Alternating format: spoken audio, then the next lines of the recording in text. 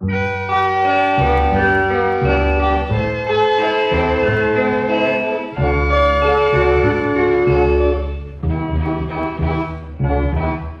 ខេត្តសៀមរាបប្រៀបថានៅសតកាលខ្ញុំប្រតិទណ្ឌការបាត់ដំបងដល់ចិនគំរួញគួនកិនគេងផ្សងតែបាត់ដំបងកងស្មាចំបាឥឡូវបានយល់ចំពេសៀមរាបក្រអូបជួតជ្រាបពោពេញអរាពីរឿងស្នេហា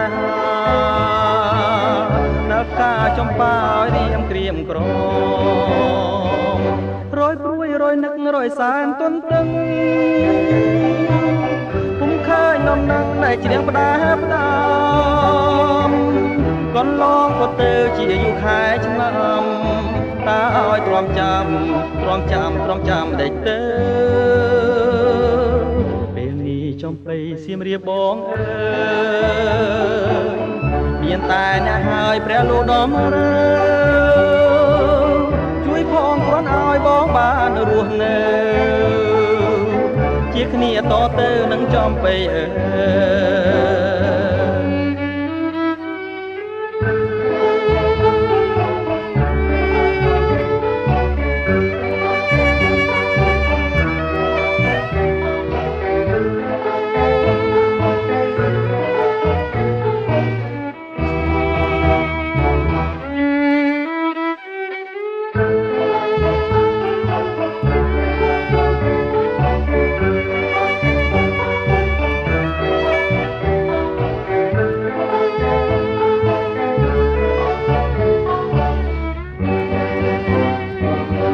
រយព្រួយរយនឹករយសានទន្ទឹង